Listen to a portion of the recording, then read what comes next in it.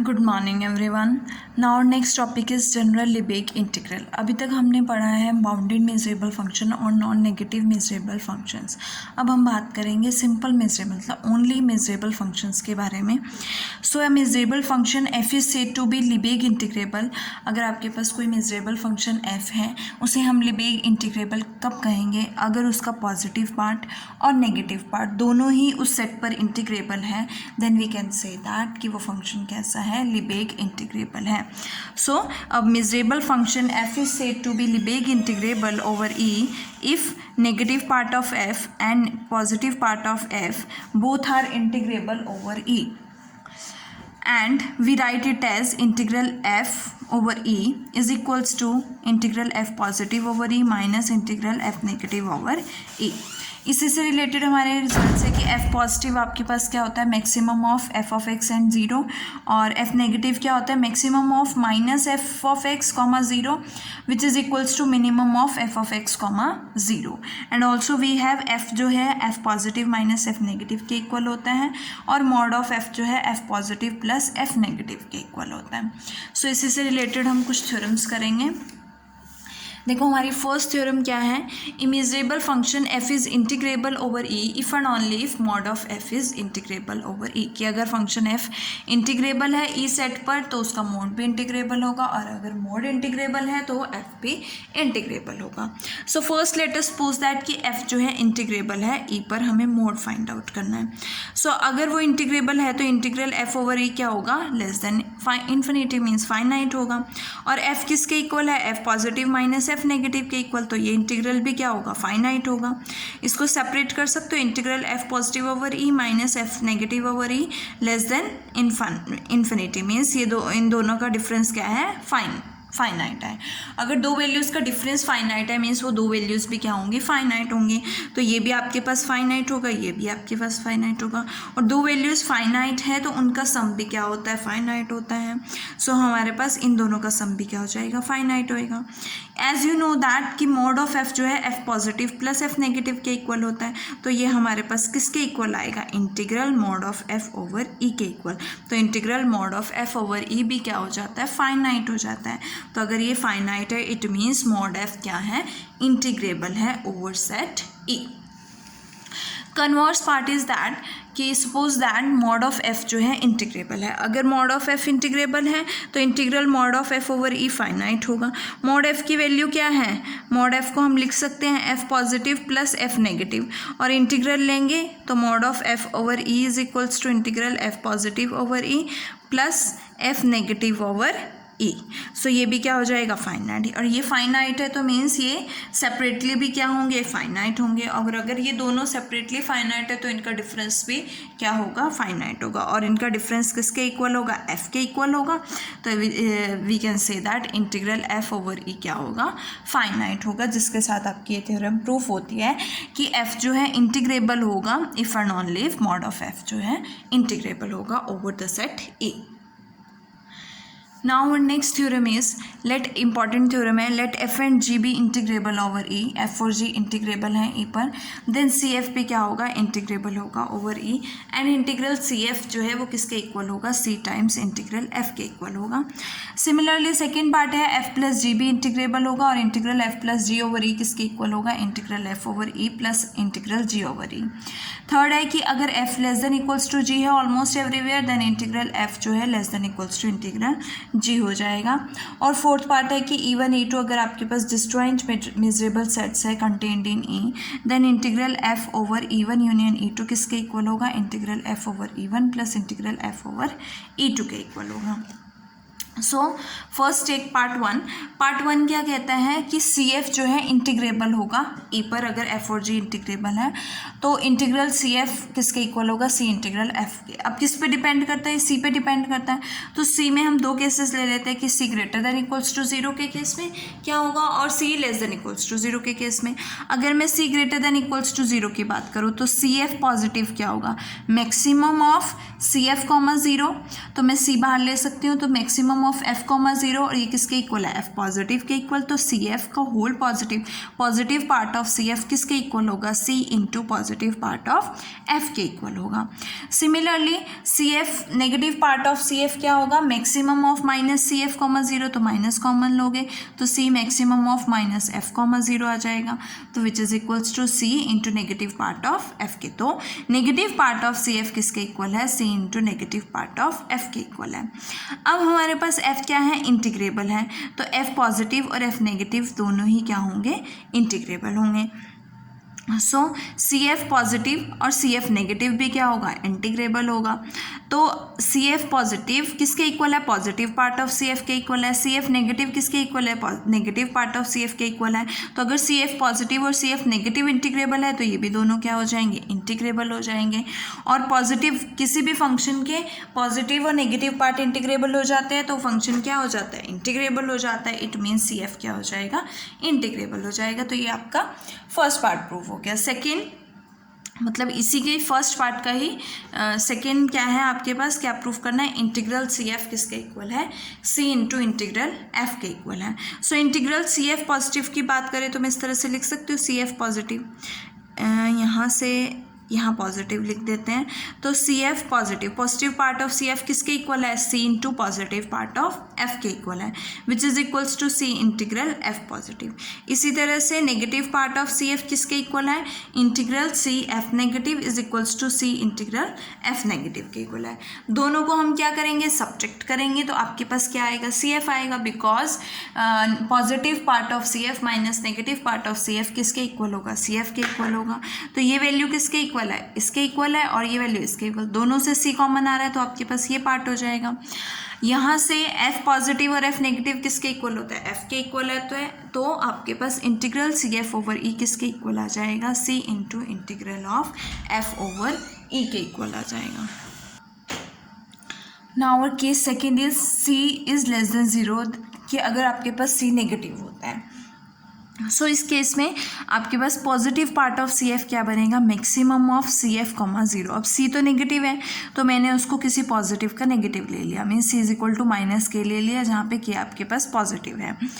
So minus के F comma zero लिख सकते हैं, तो के बाहर आएगा तो आपके पास K times maximum of minus F comma zero, और ये किसकी वैल्यू है, नेगेटिव पार्ट ऑफ एफ की वैल्यू है। So we can write it as K किसके इक्वल है, माइनस सी के, तो minus C into negative part of F. इसी तरह से negative part of C F किसके इक्वल आएगा, positive minus C into positive part of F. कैसे आएगा, देखो maximum of minus c f comma zero, और सी की वैल्यू क्या है, माइनस के है, तो ये पॉजिटिव की हो जाएगा, के बाहर आएगा तो maximum of F comma zero, और के किसके इक्वल है, माइनस सी के इक्वल है, maximum of F comma zero क्या बनेगा, पॉजिटिव पार्ट ऑफ एफ बनेगा। So as you know that, तो हमारे पास positive part of C F ये हो गया, negative part of C F ये हो गया। एफ जो है इंटीग्रेबल है, अगर एफ इंटीग्रेबल है तो एफ पॉजिटिव भी इंटीग्रेबल होगा, एफ नेगेटिव भी इंटीग्रेबल होगा। ऑल्सो माइनस सी जो है वो ग्रेटर देन जीरो है, क्योंकि सी लेस देन जीरो है तो माइनस सी ग्रेटर देन जीरो हो जाएगा। तो minus C into F negative पाई part one, minus C into F positive भी क्या हो जाएंगे, इंटीग्रेबल हो जाएंगे। और ये किसकी वैल्यू है आपके पास, positive part of C f की वैल्यू है, और ये किसकी वैल्यू है, negative part of C f की वैल्यू है, मतलब ये दोनों इंटीग्रल हैं तो ये भी इंटीग्रेबल हो जाएंगे। और positive part of a function and negative part of a function अगर इंटीग्रेबल है तो फंक्शन भी क्या हो जाएगा, इंटीग्रेबल हो जाएगा। इट मीन्स सी एफ भी कैसा होगा, इंटीग्रेबल होगा। अब चलते हैं इंटीग्रल की तरफ, तो इंटीग्रल सी एफ पॉजिटिव किसके इक्वल बनेगा, C F positive part of C F किसके इक्वल है, minus C into negative part of F, तो माइनस सी कॉमन लोगे तो इंटीग्रल एफ नेगेटिव बनेगा। और अगर मैं नेगेटिव पार्ट की बात करूँ तो नेगेटिव पार्ट किसके इक्वल है, minus c positive part of f के इक्वल है, तो integral minus c positive part of f आएगा, which is equals to minus c बाहर लेंगे, integral positive part of f over E हो जाएगा। अब यहाँ से इंटीग्रल सी एफ किसके इक्वल होगा, positive part of C F minus negative part of C f. यहाँ से इसकी वैल्यू सब्स्टिट्यूट करेंगे और यहाँ से इसकी वैल्यू, तो आपके पास क्या आएगा, माइनस सी इंटीग्रल एफ नेगेटिव प्लस सी इंटीग्रल एफ पॉजिटिव। तो सी कॉमन ले लेंगे तो positive F positive minus f negative क्या हो जाएगा, इंटीग्रल एफ हो जाएगा, जो हमें प्रूफ करना था। दोनों केसेस में आपके पास जो फर्स्ट पार्ट का रिजल्ट है प्रूफ हो जाता है। नाउ सेकेंड पार्ट हमें शो करना है कि एफ और जी इंटीग्रेबल है, तो एफ प्लस जी भी इंटीग्रेबल होगा over set E, and integral f plus g over E किसके इक्वल होगा, integral f plus integral g over E के इक्वल होगा। सो इसको प्रूफ करने से पहले हम प्रूफ करेंगे कि अगर एफ आपके पास इंटीग्रेबल फंक्शन है over E such that F is equals to F one minus F two है, और एफ वन एफ टू दोनों ही नॉन नेगेटिव इंटीग्रेबल फंक्शंस हैं, then we prove that integral F over E is equals to integral F one minus integral F two. अब as you know that कि F जो है किसके equal होता है, positive part of F minus negative part of f, और यहाँ पे एफ की वैल्यू क्या है, f one minus F two है, तो दोनों को इक्वेट करोगे तो f positive minus f negative is equal to F one minus F two हो जाएगा। सो एफ टू को लेफ्ट हैंड साइड में लेके आओगे तो आपके पास f positive plus f two हो जाएगा which is equals to f positive plus f negative हो जाएगा। So we can write it as integral f positive plus integral F2 और plus integral F1 plus integral F negative. So left hand side में लेके आएंगे F negative को और F2 को right hand side में लेके आओगे तो integral F positive minus integral F negative किसके इक्वल हो जाएगा, integral F1 minus integral F2। And as you know that integral F किसके इक्वल होता है, integral F positive minus integral F negative के इक्वल, विच ये किसके इक्वल है, F1 माइनस F2 के, तो ये F1 तो it means integral F over E किसके इक्वल हो जाएगा, integral F1 over E minus integral F2 over ई, जो हमें इसमें प्रूफ करना था। अब हम मेन प्रूफ पे चलते हैं इसके, जो हमें एग्जैक्टली इस पार्ट में प्रूफ करना है। तो उसके लिए F और G हमें इंटीग्रेबल दिए हुए हैं। अगर F और G इंटीग्रेबल है तो F plus G plus F negative G negative सभी इंटीग्रेबल होंगे, तो इट मीन्स कि F positive plus G positive F negative plus G negative ये दोनों भी क्या हो जाएंगे, इंटीग्रेबल हो जाएंगे। और F प्लस G को क्या लिख सकते हो, F को लिख सकते हो F positive minus F negative और G को लिख सकते हो G positive minus G negative. तो यहाँ से F positive plus G positive minus F negative plus G negative. F और G इंटीग्रेबल है तो मॉड ऑफ F और मॉड ऑफ G भी क्या हो जाएंगे, इंटीग्रेबल हो जाएंगे। तो अगर मॉड ऑफ F और मॉड ऑफ G इंटीग्रेबल है तो इनका सम भी क्या हो जाएगा, इंटीग्रेबल हो जाएगा। और मॉड ऑफ F और मॉड ऑफ G कैसे फंक्शंस हैं, नॉन नेगेटिव है ना, नॉन नेगेटिव इंटीग्रेबल फंक्शंस हैं।